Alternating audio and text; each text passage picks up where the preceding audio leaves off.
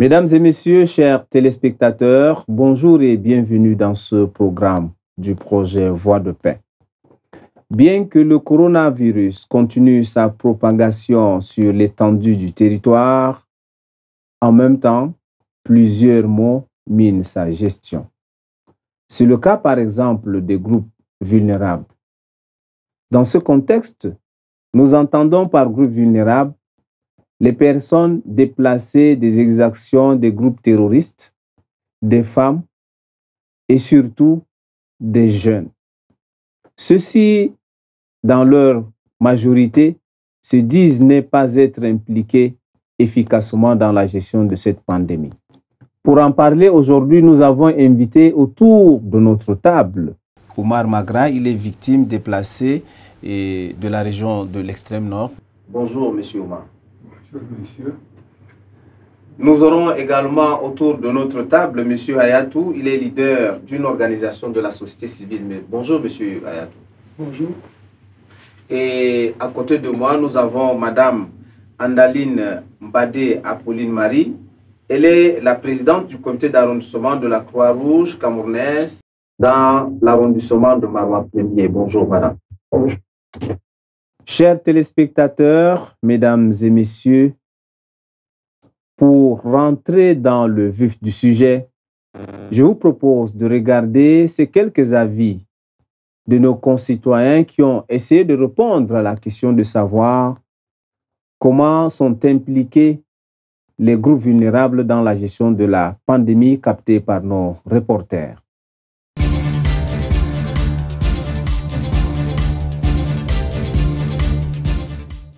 Pour ma part, je ne saurais pas prendre une décision prise comme ça parce que s'il fallait qu'on justifie vraiment cette implication, du point de vue peut-être de la distribution, peut-être il y en a des personnes qui entrent quand même en possession des dons qui viennent, ils reçoivent quand même.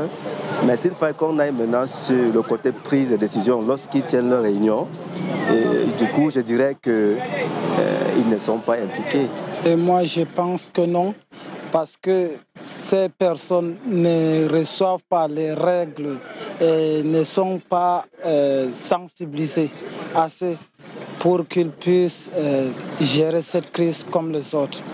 Ils ne reçoivent pas assez d'informations et ils prennent ça à la légère. Concernant les personnes vulnérables, je ne pense pas qu'ils sont impliqués à 100%. Donc nécessairement, il y a des personnes qui sont invitées, mais pas la plupart de ces personnes, les déplacés internes, les personnes vulnérables qui sont dans nos quartiers, ils ne sont pas impliqués. Donc je ne sais pas comment, peut-être il faut changer le tactique des mobilisations et autres. Les personnes vulnérables telles que les gens déplacés, bon, ils se disent que peut-être il n'y aura pas le Covid-19 là-bas ou bien, je ne sais pas pourquoi on les minimise, quoi. On les méprise. Or que c'est tout le monde qui est impliqué dans la maladie. Ça peut arriver à n'importe qui, n'importe quel lieu. Parce que l'autorité ne demande pas leur avis. Bon, par exemple, les déplacés. Je ne pense pas que les autorités leur demandent leur avis. Même les populations, les jeunes, je ne pense pas vraiment. Ouais.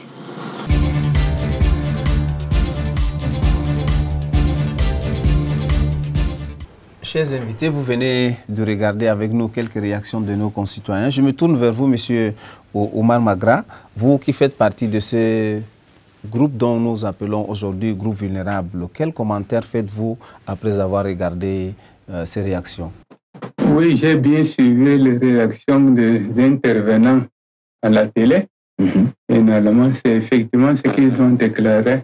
Nous ne sommes pas impliqués dans la maladie de coronavirus, d'autant plus qu'il y a d'autres personnes qui ne sont même là où on peut se tenir des réunions. À plus forte raison, les impliquer pour venir alors suivre ce qu'on va dire concernant cette pandémie. Madame Adeline, quel commentaire faites-vous, quelle analyse faites-vous de ce que vous venez de voir? Ok, merci de m'avoir passé la parole. Déjà, je vous remercie déjà de m'avoir invité pour ce thème qui est tellement important. En fait, la vie, la perception dépend d'une personne à une autre. C'est pour ces raisons que j'ai vu la réaction de certaines personnes. Le premier qui disait qu'il faut donner les cache-nez, il faut donner lors des distributions, il faudra les reconnaître. Pour moi, je dirais non. On ne doit pas seulement impliquer des personnes qui ont besoin d'un appui ou d'une assistance seulement lorsqu'on a besoin de distribuer quelque chose. Il faut identifier ses besoins. Tant qu'on ne connaît pas les besoins de quelqu'un, ça ne sert à rien de venir lui donner quelque chose. Ce n'est pas dans ses attentes. Ce n'est pas dans ses attentes. C'est tout ce que je peux amener comme commentaire par rapport au film que je viens de voir. Monsieur Ayatou Koiranga, vous qui êtes membre des organisations de la société civile, j'imagine que vous travaillez avec non seulement les groupes vulnérables, mais également avec d'autres parties prenantes qui mènent la lutte contre le Covid-19. Quelle contraction pouvez-vous faire de l'ensemble de ce que vous venez de regarder? Oui, ce qu'on retient de différentes interventions qu'on vient de voir, c'est que effectivement, il y a une carence dans l'implication de personnes vulnérables qui sont les principales victimes du Covid-19. Il y a ce manque-là qui est perceptible. Et ça rejoint également ma perception de voir que cette implication, elle n'est pas là. Elle n'est pas perceptible. D'autant plus qu'elle se limite juste à des invitations, à des cérémonies, à des remises de dons, juste à ce niveau-là. Peut-être même au niveau de la prise de décision, quand même, ces personnes vulnérables ne sont pas impliquées. Donc, ça cause de sérieux problèmes pour la lutte contre le Covid-19. Alors, monsieur Omar Magra, vous venez de nous dire tout à l'heure que vous, personnellement, vous n'avez jamais été impliqué à quel niveau que ce soit dans la gestion de cette maladie. Comment est-ce que vous voulez que vous soyez impliqué? Je ne suis jamais impliqué dans la gestion de Covid-19 depuis que je suis ici. Avant même, c'est là pour les déplacements même de Boko Haram, on n'a jamais recensé avec la famille, à plus forte raison pour le corona. À ma grande surprise, quand je pars à la mosquée, j'entends seulement les commentaires des voisins qu'ils ont été recensés et qu'ils vont recevoir certains sommes. Je me pose la question, je leur pose la question de savoir c'est quel financement dit que c'est pour le corona. Et dit que nous, les autres, ils ne savent pas, ce n'est que selon les agents recenseurs qu'ils ont ciblé certaines concessions.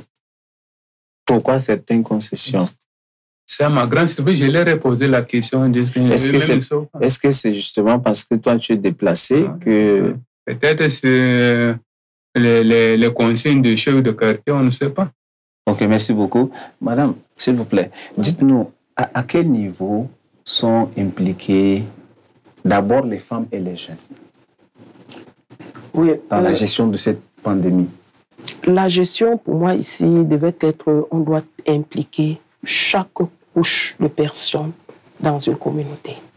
Je voudrais parler des enfants, des jeunes, des adultes, des personnes de troisième âge, des femmes enceintes, des personnes handicapées. Alors, lorsque nous arrivons dans une communauté pour parler du Covid, à mon avis, on devait impliquer toutes ces personnes dans une réunion ou encore identifier, par exemple, dans la communauté, le canal par lequel ces personnes communiquent et aller tout droit vers ce canal, utiliser ce canal pour toucher toutes ces personnes. Non seulement qu'il faut parler de ces personnes citées, mais il faut également voir les différentes structures qui existent dans une communauté et voir comment est-ce que chacun opère pour ne pas aller dans le même sens.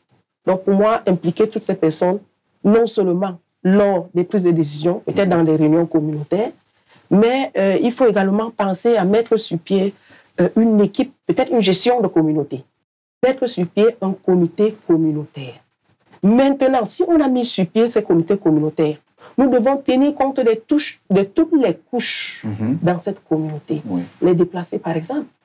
Lui, il vient de dire tout à l'heure que depuis qu'il est arrivé, personne ne s'est rapproché de lui. Alors qu'il vit dans une communauté. Il doit se faire identifier auprès de son Djaouro. Mais maintenant, quand nous entrons dans une communauté, c'est par ce Djaouro que nous entrons pour connaître ce qui se passe. Je vais d'abord me retenir pour l'instant. Ok, merci beaucoup, madame. Merci à vous. Monsieur Ayatou, vous travaillé depuis la crise Boko-Haram avec les déplacés. Et depuis que cette crise du Covid est arrivée, j'imagine que vous continuez toujours à travailler avec ces communautés de déplacés. Mais comment est-ce que vous faites pour les amener, pour les impliquer dans la gestion de cette pandémie? Au niveau de l'implication, on a l'habitude de dire quand vous faites quelque chose sans moi, ça veut dire que vous faites contre moi.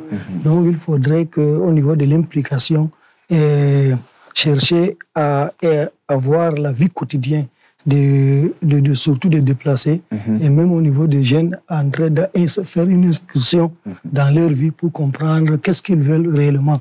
On a l'habitude de faire dans toutes nos activités, c'est de regrouper, de réunir toutes les associations à notre niveau, c'est de faire une sensibilisation et leur donner la conduite à tenir par rapport à cette pandémie, autant de choses, participer aux cérémonies de distribution, aider ces communautés-là à lutter contre cette maladie. Et nous-mêmes, nous faisons de notre mieux pour pouvoir donner quelques petites choses à ces personnes vulnérables pour pouvoir contrecarrer cette maladie. Donc il y a beaucoup d'actions qu'on mène, même si à un certain niveau, l'administration n'implique pas beaucoup plus ces organisations de la société civile, ou bien à un certain niveau. Ça a un certain niveau pour besoin peut-être de secrets administratifs, ou je ne sais pas.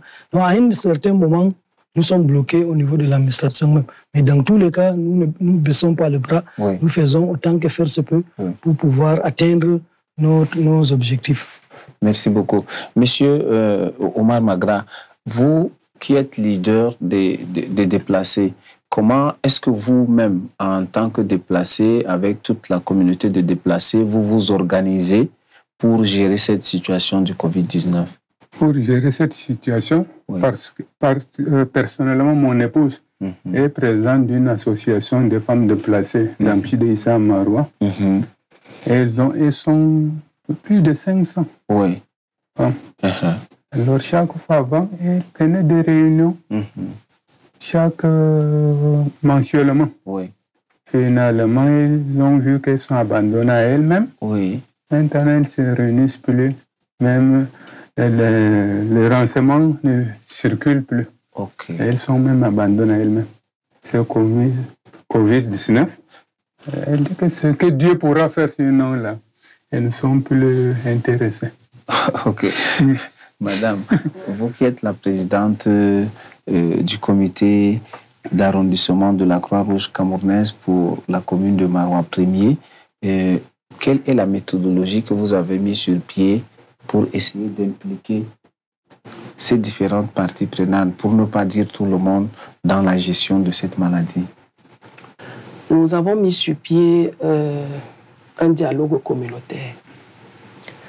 Ce dialogue communautaire que nous avons mis sur pied nous permet de tenir des réunions avec toutes les couches de personnes dont je faisais mention tout à l'heure, des responsables des associations, des chefs de centres de santé, des relais communautaires et des volontaires de la Croix-Rouge.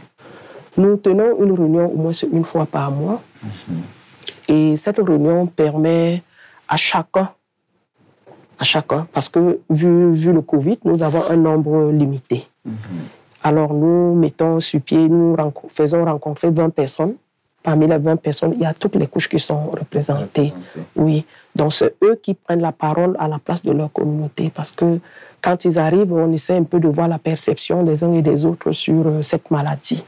Alors nous prenons également des méthodes préventives qu'eux ils proposent, parce que c'est eux qui proposent des recommandations, parce que c'est elles qui connaissent leur communauté. Et puis ça nous permet également de travailler ensemble avec les Djaororo, qui également, chacun à son retour, essaie de sensibiliser aussi sa communauté.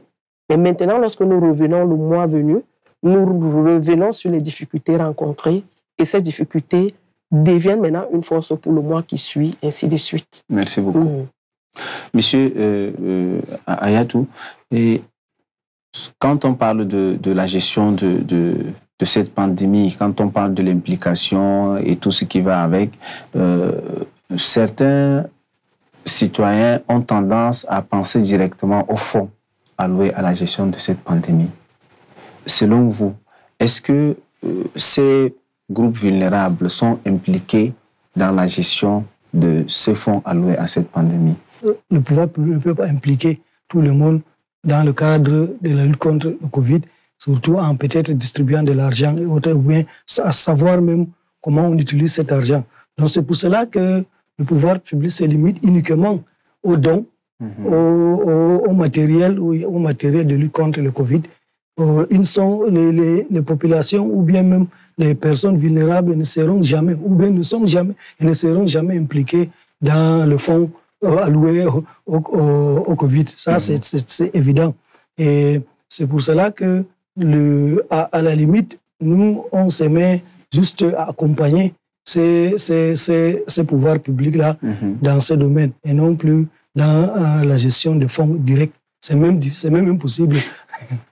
Alors, avant d'arriver chez madame, pour qu'elle nous explique peut-être davantage, est-ce que vous avez déjà été impliqué, au moins votre avis a été pris en compte, par exemple, dans les achats de kits, du matériel, etc., pour lutter contre cette pandémie? En école, je n'étais jamais impliqué. Alors, madame, expliquez-nous un peu comment ça se passe. Comme mon collaborateur vient de dire, les fonds communs, les espèces financières, c'est un peu compliqué parce que avant, je vais parler du cache-nez. Avant, nous avons ce qu'on appelle le hijab, je ne sais pas trop, l'écharpe là. Oui. Vous voyez, c'est avec ça qu'on utilisait auparavant. Et on l'utilisait pour nous protéger contre la poussière parce que les routes il y avait une période où il y avait la poussière, une période c'était du vent, une autre période c'était les brumes sèches. Alors il fallait se protéger, les hommes que les femmes également. Alors, vous pensez que si on peut enlever de l'argent et donner à quelqu'un, je ne sais pas combien on peut donner à qui et de c'est qui. Ce que nous on fait chez nous, c'est d'amener des personnes à utiliser des matériaux locaux. C'est d'amener des personnes à faire des petites fabrications, par exemple sur les seaux, que tout le monde ne peut pas en avoir. Parce que quand tu vas demander à quelqu'un d'amener un seau ou bien le savon pour laver les mains, il va te dire que est-ce que tu m'en as donné? Alors, qu'est-ce qu'il faut faire? Il faut réfléchir sur les moyens que cette communauté utilisait auparavant. Alors, nous sommes allés dans une formation, dans une communauté, où on nous a parlé du tipi-tap. Le tipi-tap, c'est un matériel provisoire qu'on utilise soit avec le bouta, appelé localement bouta, les satanes là, ou soit des bouteilles. On fait quelques piquets là, on fait une corde sur ça, vous voyez. Ça permet maintenant à chaque communauté de fabriquer chacun, que ce soit devant les églises, que ce soit devant des mosquées, dans des lieux publics, en fabriquer au niveau local. Mais maintenant, quand on dit qu'il faut laver les mains avec du savon, oui, c'est bien beau, mais on va donner du savon à qui et on va laisser qui?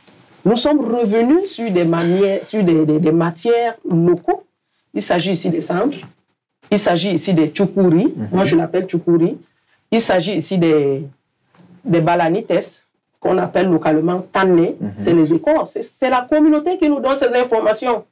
Mais maintenant, s'il faut que, je ne sais pas, un groupe vienne les appuyer, c'est de les appuyer dans ce type de formation pour qu'ils utilisent les matériaux locaux. Parce que s'il faut partager le cache-nez, au fin fond du village, nous n'en avons pas de pharmacie pour nous en produire. Ce que nous pouvons faire, c'est d'identifier les communautés, c'est de les former, c'est de les emmener à nous dire qu'ils ont des matériaux locaux qu'ils peuvent utiliser à leur niveau et puis peut-être former des volontaires, des groupes de personnes dans la communauté pour renforcer davantage les formations et multiplier également. Pour rompre la propagation du Covid. Moi, à mon avis. Monsieur Oumar Magra, quelles sont vos attentes par rapport à votre implication? Rentrons un peu dans les propositions, les suggestions qui peuvent permettre à ceux qui gèrent le Covid de prendre cela en compte. Vous, en tant que déplacé, qu'est-ce que vous attendez exactement? Vous venez de nous dire au départ que vous n'avez jamais été impliqué.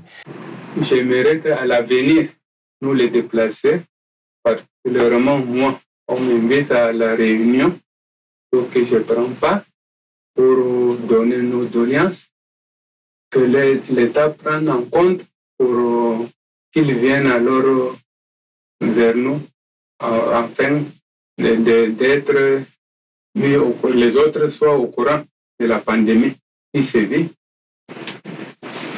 pour se barrer alors à cette maladie.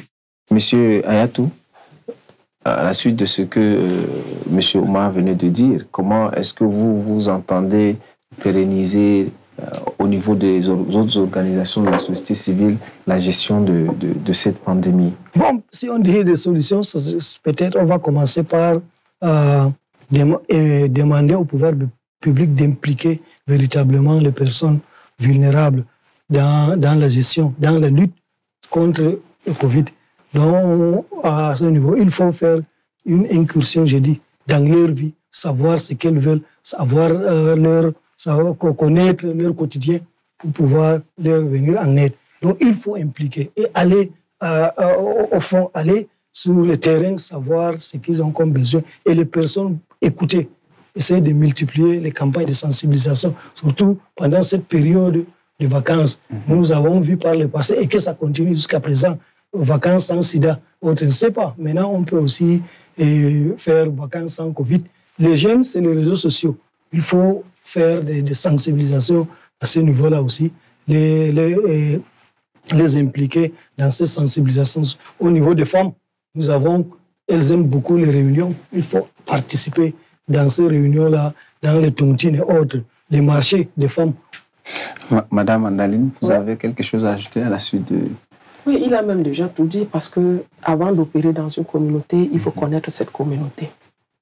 Et quand tu connais cette communauté, il faut chercher à connaître s'ils ont des us et coutumes.